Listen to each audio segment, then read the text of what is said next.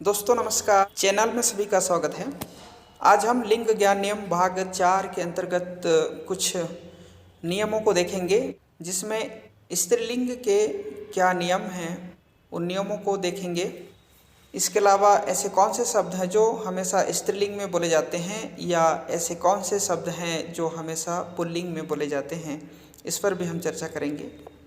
देखिए, पहला नियम तो अगर हम कहें तो कुछ सामासिक शब्द स्त्रीलिंग होते हैं, जैसे पर्णकुटी, पाठशाला, धर्मशाला, पुष्पवृष्टि, मृगनयनी, मीनाक्षी, ये हमेशा स्त्रीलिंग होते हैं। लेकिन अपवाद स्वरूप जो शब्द हैं, विद्यालय यदि हम कहेंगे तो पुल्लिंग ही होगा,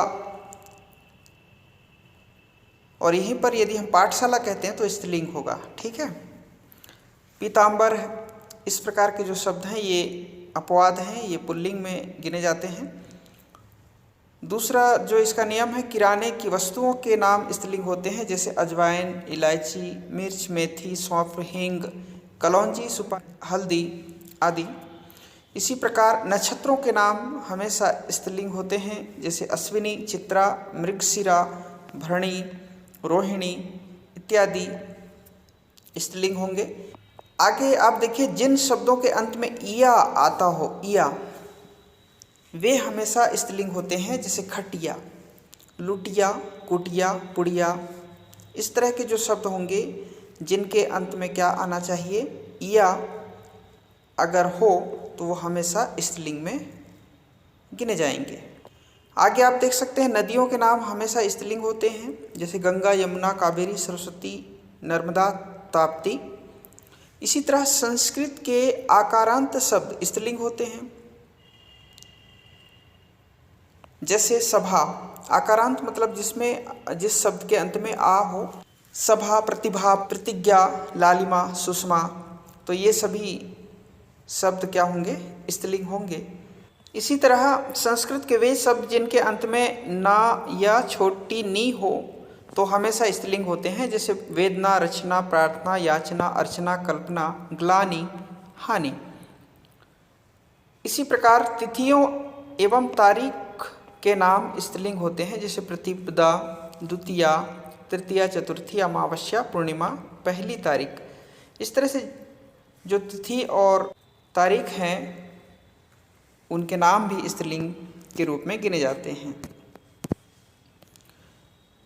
आगे आप देख सकते हैं, प्राणीवाचक शब्दों में स्त्री जाति के बोधक शब्द स्त्रीलिंग होते हैं, जैसे स्त्री, महिला, नारी, युवती, औरत, बालिका, बच्ची, लड़की, बुढ़िया, बूढ़ी, वृद्धा, माता, बहन, भाभी, कोयल, चिड़िया, गाय, भैंस। इसी प्रकार शरीर के कुछ अंग स्त्रीलिंग होते हैं, जैसे आँख, नाक, जीभ, ठोड़ी, बाँह, टांग, जांघ, हड्डी, नस, नाड़ी, उंगलियाँ। इसी तरह से संस्कृत के कुछ पुल्लिंग शब्द हिंदी में स्त्रीलिंग के रूप में प्रयुक्त होते हैं। अब इसको ध्यान में आपको रखना है, संस्कृत के कुछ पुल्लिंग शब्द हिंदी में क्या होते हैं, स्त्रीलिंग के रूप में प्रयोग होते हैं, जैसे वायु, ऋतु, आत्मा, अग्नि, विजय, पराजय। ये संस्कृत में पुल्लिंग में काउंट होते हैं, लेकिन हिंदी में जो है इनको स्त्रीलिंग में गिना जाता है। इसी प्रकार आप देख सकते हैं, आहारों के नाम स्त्रीलिंग होते हैं, जैसे रोटी, पूरी, कचौरी, दाल, सब्जी, चटनी, कढ़ी, खिचड़ी, खीर इत्यादि। लेकिन अपवाद कुछ हैं जो हमेशा पुल्लिंग में गिने जाते हैं, जैसे सलाद है, दलिया, भात, चावल, पराठा, पुड़े।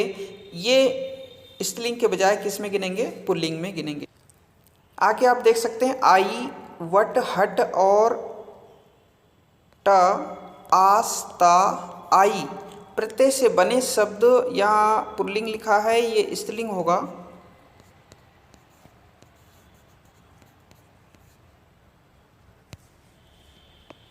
स्त्रीलिंग होते हैं, जैसे मलाई, चटाई, कढ़ाई, बनावट, सजावट, मिलावट, घबराहट, चिल्लाहट, मुस्कुराहट, चिकनाहट, झंझट, मिठास, खटास, मित्रता, मनुष्यता, पशुता, मानवता, दानवता, मिठाई, खटाई, सिलाई, सफाई आदि। ये जो अंत में ये जो प्रत्यय आए हुए हैं ये सभी स्त्रीलिंग होंगे। इसी तरह झीलों के नाम स्त्रीलिंग होते हैं, जैसे मानसरोवर, डल, सांभर, नागिन आदि। आगे कुछ और भी नियम है, जैसे भाववाचक तद्भव शब्द, ठीक है, जिनके अंत में छोटी ई बड़ी ई आता है, स्त्रीलिंग होते हैं, जैसे अग्नि, विधि, छवि, राशि, नगरी, कचहरी, नदी, बोली, चिट्ठी, लेखनी, वर्दी, सर्दी, गर्मी इत्यादि। ऐसे जो शब्द होंगे, इस प्रकार के जो शब्द होंगे वो हमेशा स्त्रीलिंग होंगे।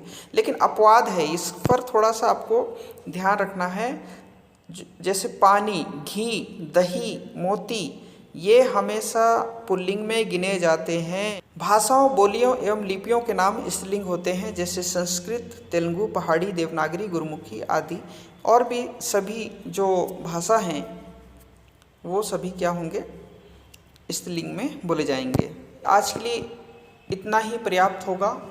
आगे और भी हम कुछ लिंग ज्ञान नियम को जानने का प्रयास करेंगे, पढ़ेंगे, समझेंगे। आप सभी का बहुत बहुत धन्यवाद।